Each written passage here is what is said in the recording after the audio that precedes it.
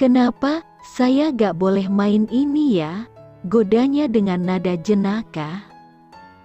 Haha, haha, ya lucu aja. Orang super serius, kaku kayak batu. Ternyata bisa main games, main solitaire. Kan itu games jadul. Haha, kata Lili tanpa rem. Raut wajah penuh senyum Aji seketika berubah.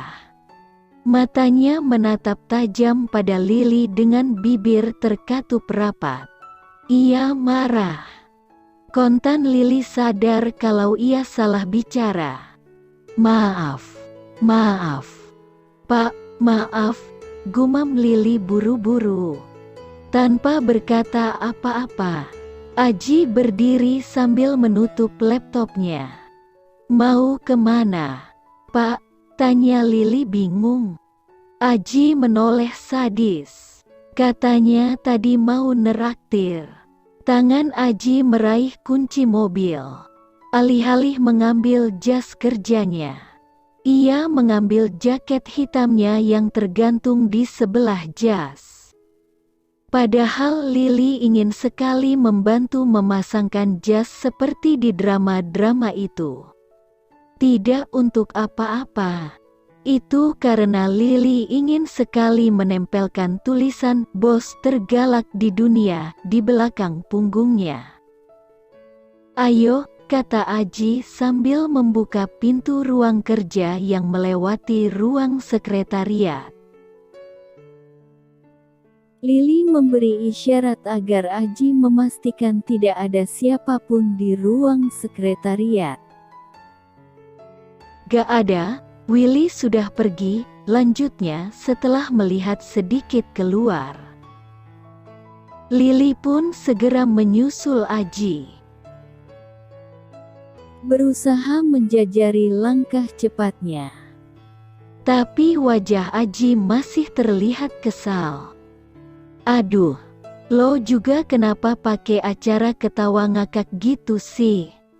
Li, entar kalau dia balik ngerjain gimana? Tagar Sisi baik mengingatkan lagi.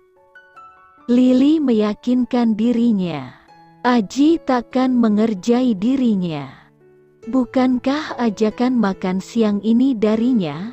Bukan paksaan dan bukan juga permintaan Aji.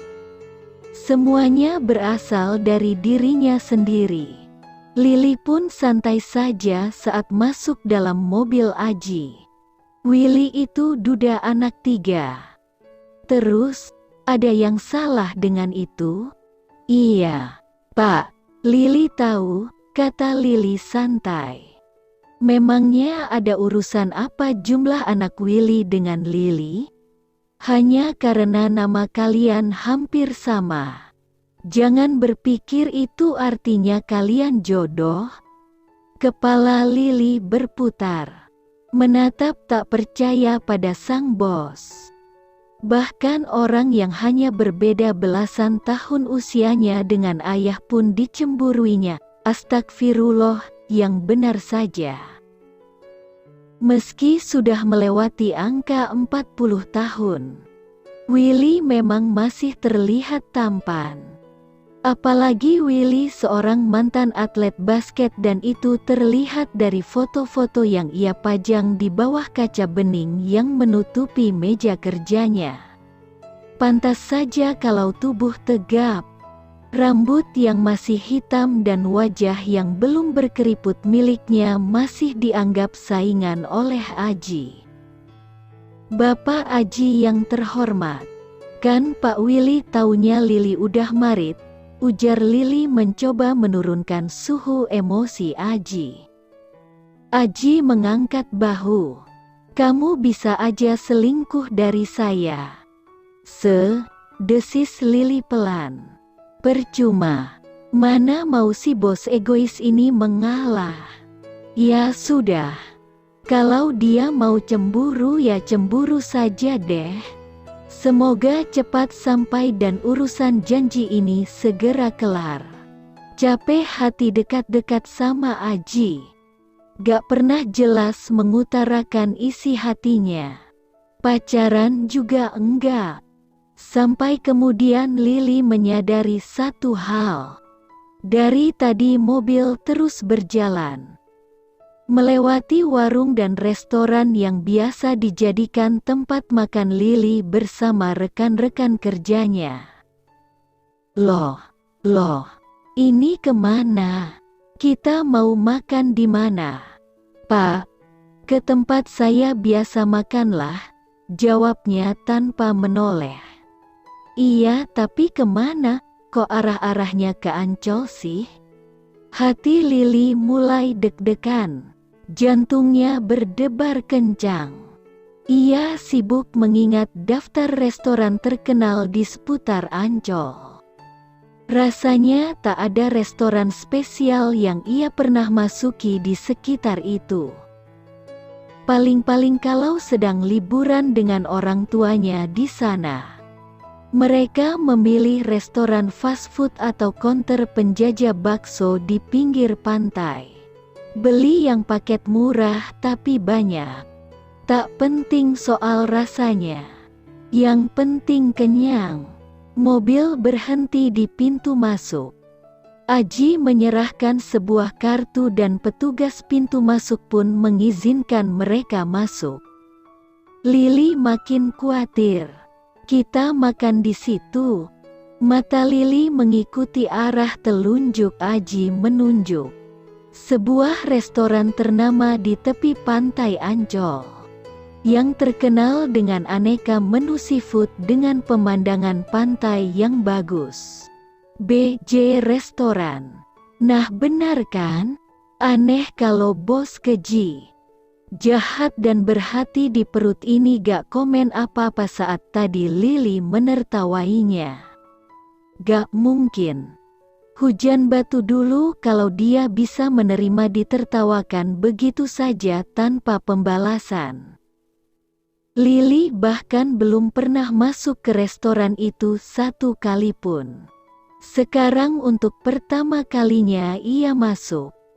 Tapi ia sudah sering mendengar dari teman-temannya kalau restoran ini terkenal mahal. Sekali makan bisa ratusan ribu per orang. Ya Allah, tolong Lily ya Allah. Lily kan hanya bawa uang 200 ribu.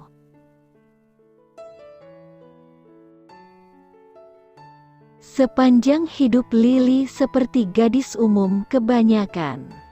Selalu menghayalkan bisa hidup mewah, berdandan cantik dengan makeup mahal, makan makanan enak dan tentu saja mahal, juga bisa berpenampilan bak seorang selebritas ternama.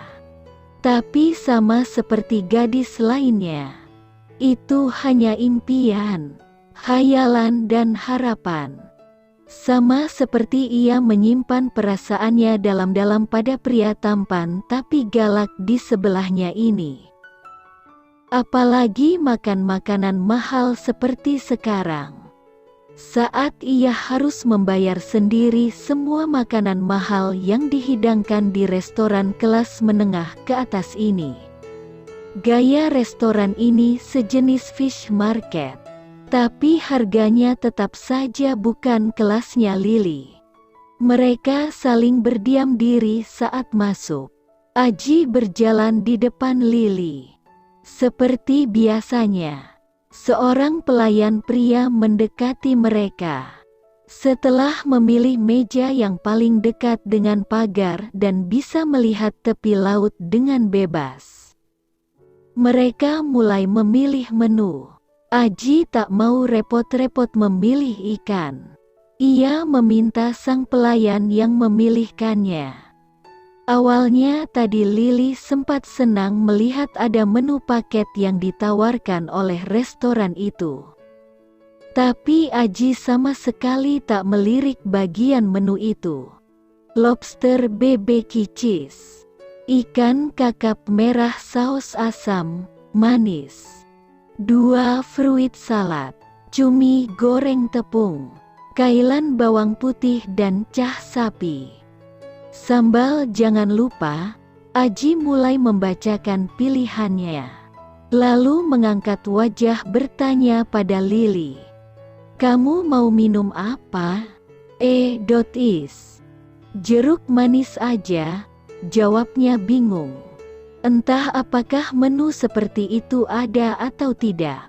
Lidah Lily terlalu pahit untuk memilih yang lain.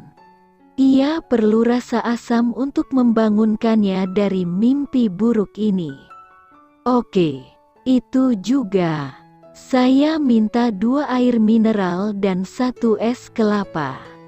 Tambahin Tasmania ice cream dan puding juga ya." Ya Allah, kapan orang ini berhenti mengorder sih?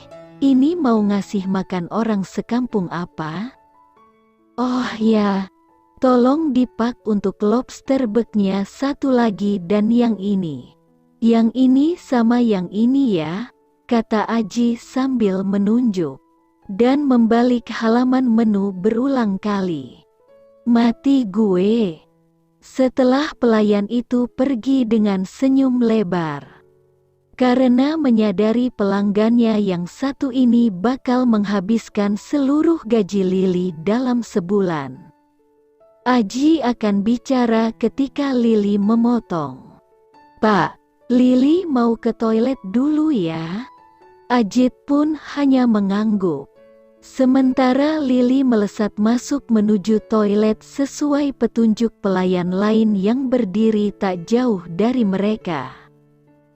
Di dalam toilet, Lily mengeluarkan seluruh isi dari dompetnya di atas wastafel. Dan ia ingin menangis saat melihat isinya. Hanya ada uang lembaran 100 ribuan 2 lembar. 5 ribuan 3 lembar dan 2 ribuan sekitar 12 lembar. Kartu-kartu yang ada pun hanya KTP. E-money yang sudah dipastikan isinya tak sampai 100 rebon. Kartu mahasiswa yang sudah tak lagi berlaku. 3 kartu bermain. 1 kartu diskon dan berbagai kartu nama yang entah dari siapa saja. Selebihnya, ada lembaran struk beberapa minimarket yang menumpuk bersama lembaran kertas entah apa.